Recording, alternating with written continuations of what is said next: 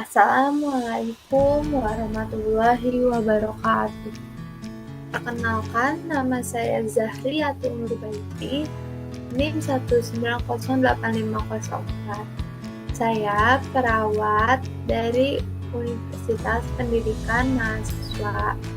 Di sini saya akan melakukan penyuluhan pada penyakit rabun mata atau penyakit pada rabun jauh pada lansia atau pada kakek-kakek dan nenek-nenek.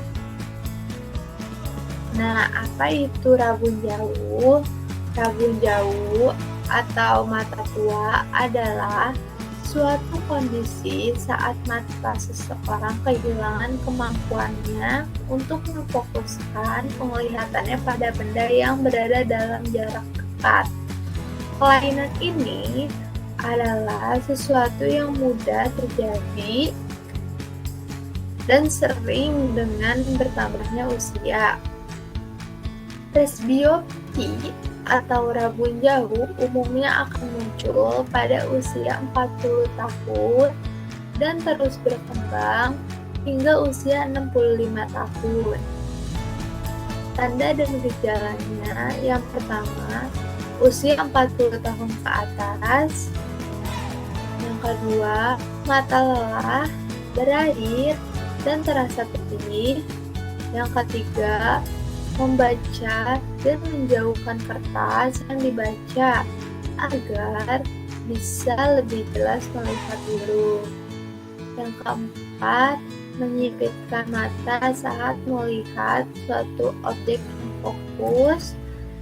Lalu yang kelima, penglihatan kabur ketika membaca dengan jarak normal. Butuh lampu lebih terang saat membaca. Kesulitan membaca cetakan huruf yang berukuran kecil, seperti pada foto yang ada di PPT ini. Jadi, jika orang tua memiliki penyakit rabun jauh dan seperti ini saat membaca, menjauhkan buku sambil menyipitkan mata, itu adalah tanda dan gejala pada penderita yaitu rabun jauh. Selanjutnya ada faktor resiko. Faktor resiko pada rabun jauh yang pertama usia. Semakin tambahnya usia, semakin bertambahnya juga resiko pada penyakit rabun jauh ini. Yang kedua ada kondisi kesehatan. Nah, kondisi kesehatan ini seperti penderita memiliki penyakit lain, contohnya penyakit gula, penyakit jantung, dan penyakit pembuluh darah. Yang ketiga ada obat-obatan, sama seperti yang di foto yang keempat. Di situ dia lagi meminum obat. Nah, kenapa obat-obatan? Beberapa jenis obat juga diketahui bisa membuat seseorang mengalami gejala rabun jauh ini. Oleh karena itu, berhati-hati dalam penggunaan obat-obatan dan selalu bertanya kepada dokter sebelum memulai konsumsi obat-obatan. Selanjutnya, ada komplikasi. Jika tidak ditangani dengan benar, rabun jauh ini bisa menimbulkan beberapa komplikasi, seperti sakit kepala dan mata tegang. Dua hal tersebut akan terjadi jika penderita rabun jauh ini harus membaca bahan bacaan yang berukuran kecil.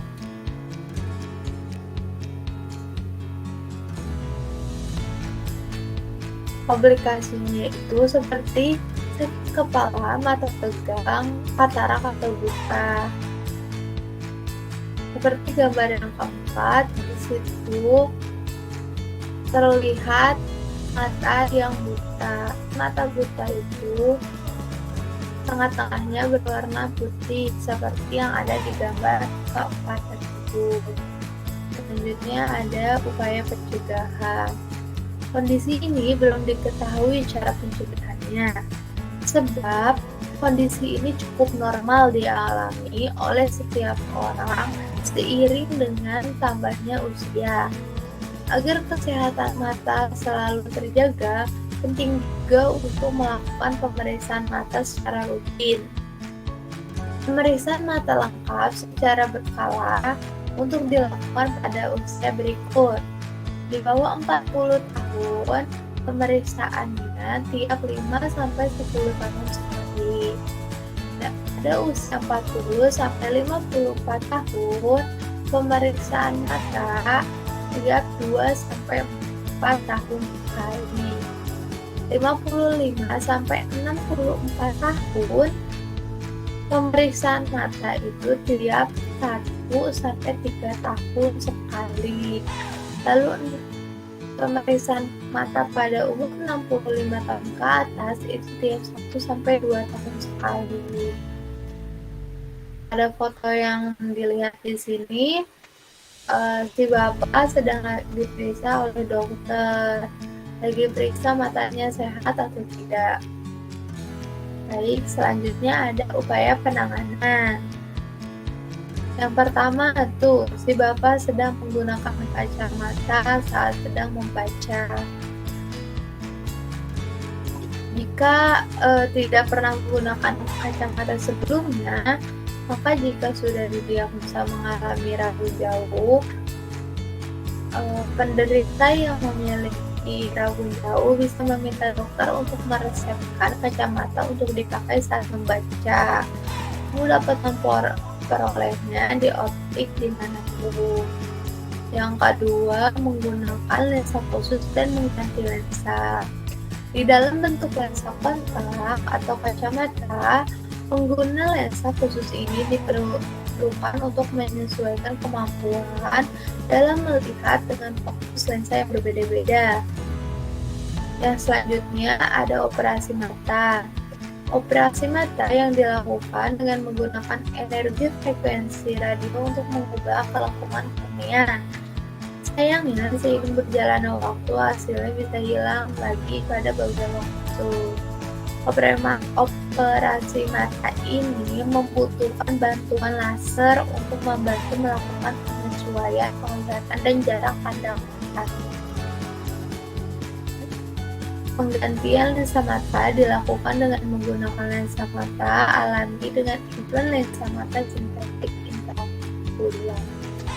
Selanjutnya ada memodifikasi lingkungan. Jika penderita ingin membaca yang hurufnya kecil, bisa disediakan kaca pembesar agar jelas hurufnya.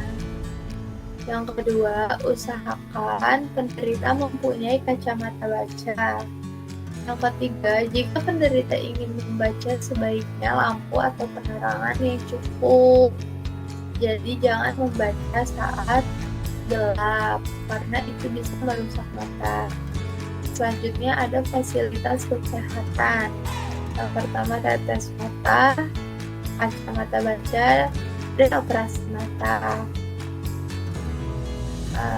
Jika ada yang lebih parah, maka disarankan untuk operasi mata. Seperti itu fasilitas kesehatan yang akan kami sediakan. Selanjutnya telah selesai. Terima kasih. Maaf bila ada salah kata atau ucapan yang tidak mengenakan atau salah. Wassalamualaikum warahmatullahi wabarakatuh.